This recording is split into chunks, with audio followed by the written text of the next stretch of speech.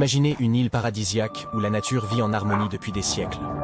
Des forêts subtropicales luxuriantes, des oiseaux exotiques, des animaux uniques que l'on ne trouve nulle part ailleurs. Mais dans ce paradis terrestre, un danger mortel rôde. Des serpents venimeux dont les morsures font des dizaines de victimes chaque année. Qu'y a-t-il de plus effrayant, me direz-vous? Mais un jour, un invité indésirable est arrivé sur l'île et une véritable catastrophe écologique s'est produite, dont les conséquences se font encore sentir aujourd'hui.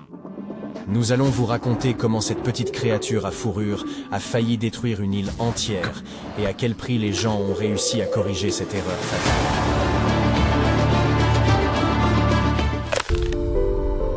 Imaginez un coin de paradis, une île subtropicale couverte de forêts luxuriantes, abritant des espèces animales et végétales uniques. Telle était l'île d'Amami Oshima, avant que les hommes ne décident d'interférer avec le cours naturel des choses. Tout a commencé par un objectif apparemment noble: protéger les habitants des dangereux serpents. Pendant de nombreuses années, les serpents venimeux Abu ont terrorisé les habitants de l'île.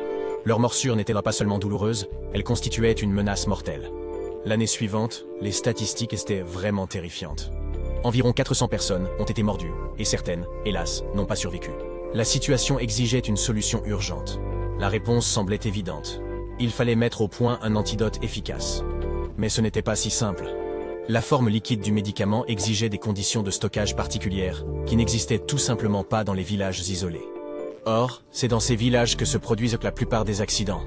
Les autorités locales se sont retrouvées dans une impasse. Comment apporter l'électricité dans tous les coins de l'île sans que cela ne coûte trop cher et ne prenne trop de temps? Existe-t-il un moyen de créer un nouvel antidote? Personne ne sait si c'est réalisable. C'est alors qu'une personne a eu une formidable idée. Pourquoi ne pas introduire sur l'île un animal qui ne craint pas le venin des serpents et qui se nourrit de ces derniers? C'est la solution idéale, n'est-ce pas? C'est ainsi qu'entra en scène le personnage principal de notre histoire, la petite mangouste rouge. En l'an de grâce, un petit groupe de ces créatures, une trentaine d'individus, arrive sur Amami Oshima. Leur mission était claire: débarrasser l'île des serpents Abu et, tant qu'à faire, s'occuper des rats. Après tout, dans leur pays d'origine, l'Inde, le Bangladesh et d'autres pays asiatiques, les mangoustes sont réputés pour être d'excellents chasseurs de cobras et de rongeurs. Dans un premier temps, le plan a semblé fonctionner. Les mangoustes se sont rapidement adaptés à leur nouvel habitat et ont commencé à se reproduire rapidement. L'année suivante, leur population avait tellement augmenté que le ministère de l'Environnement a tiré la sonnette d'alarme. En 2000, environ 10 000 de ces prédateurs agiles habitaient l'île. Mais le hic, c'est qu'ils ne s'intéressaient pas du tout aux serpents Abu. Malgré tout leur talent de chasseurs, les mangoustes préférèrent des proies plus faciles. Pourquoi prendre le risque de chasser un serpent venimeux, alors qu'il y avait plein de lapins, de souris et d'oiseaux savoureux et inoffensifs dans les environs? C'est alors qu'il est apparu que les bonnes intentions avaient eu des conséquences catastrophiques. Les mangoustes se sont révélées être un véritable désastre pour l'écosystème local. Elles se sont régalées d'espèces animales rares, qui n'étaient tout simplement pas préparées à l'apparition d'un prédateur aussi agressif. Une espèce unique, le lapin d'Amami, véritable fossile vivant, était menacé d'extinction. Ces créatures étonnantes sont les derniers représentants d'un ancien genre de lapins asiatiques qui vivaient autrefois sur le continent. Aujourd'hui, on ne les trouve plus que sur 2 petites îles, et les mangoustes sont devenus leur pire cauchemar. D'autres espèces endémiques n'ont pas été épargnées non plus. Les rats des Ryukyu et plusieurs espèces d'oiseaux se sont retrouvés au bord de l'extinction. En l'espace de 20 ans, l'habitat de certains petits animaux s'est réduit de près de la moitié. Mais ce n'est pas tout. Les mangoustes ne se sont pas limitées à la faune. Elles sont devenues un véritable fléau pour les agriculteurs locaux. Les élevages de volailles ont été ravagés. Les vergers ont été pillés. Et pour couronner le tout, ces petits bandits se sont révélés être d'excellents vecteurs de diverses maladies. Il est devenu évident que la situation était devenue incontrôlable. Il était urgent d'agir, sous peine d'endommager de manière irréversible l'écosystème unique de l'île. Le gouvernement japonais a donc décidé de corriger l'erreur commise un quart de siècle plus tôt. En 2000, un vaste programme de réduction de la population de mangoustes a été lancé.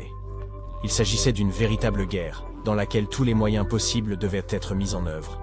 Au début, on a essayé une méthode simple, en posant des pièges le long des routes. Mais ces créatures rusées ont vite compris la ruse.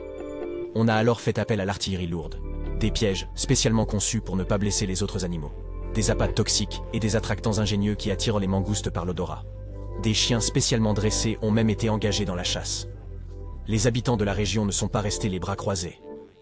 À partir de 2005, de véritables équipes de chasseurs de mangoustes ont opéré sur l'île. Des bénévoles parcouraient les forêts et les montagnes à la recherche des fauteurs de troubles à fourrure. La lutte fut longue et difficile. Il a fallu près de 25 ans pour débarrasser complètement l'île de cette espèce envahissante. Environ 32 000 individus ont été capturés. Enfin, en 2018, le dernier cas de capture de mangoustes a été enregistré. Il n'y a pas eu de nouvelles rencontres depuis lors. C'est une véritable victoire. Le Japon avait réussi ce qu'aucun autre pays n'avait réussi à faire, éradiquer complètement la population de mangoustes sur une île aussi grande. Les experts étaient ravis. Enfin, sauf pour les mangoustes elles-mêmes, bien sûr. Mais qu'en est-il des serpents qui ont tout déclenché? Il s'avère que pendant que les gens luttaient contre les mangoustes, le problème des morsures s'est progressivement résolu de lui-même. En 22 ans, le nombre de cas est tombé à 60 par an. Et surtout, depuis 1992, aucun cas mortel n'a été enregistré.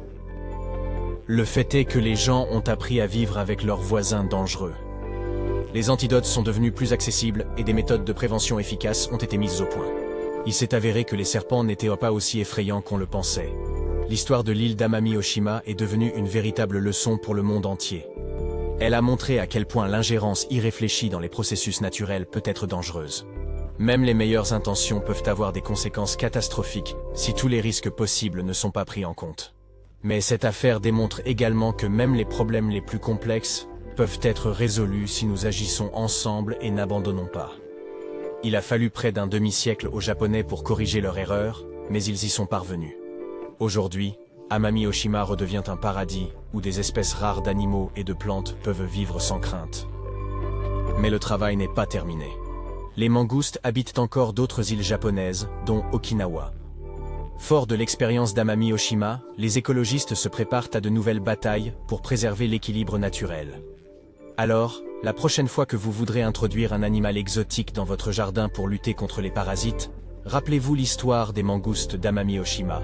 Parfois, la meilleure solution consiste à laisser la nature suivre son cours, en ne modifiant que légèrement sa trajectoire, plutôt que d'essayer de changer complètement l'ordre naturel des choses. Pour l'instant, réjouissons-nous pour les habitants d'Amami-Oshima qui peuvent enfin se promener en toute sécurité sur leur belle île sans craindre ni les serpents venimeux ni les mangoustes hyperactives. Et peut-être qu'un jour, nous pourrons visiter ce coin étonnant de la planète et voir de nos propres yeux comment la nature rétablit l'équilibre qu'elle a perdu.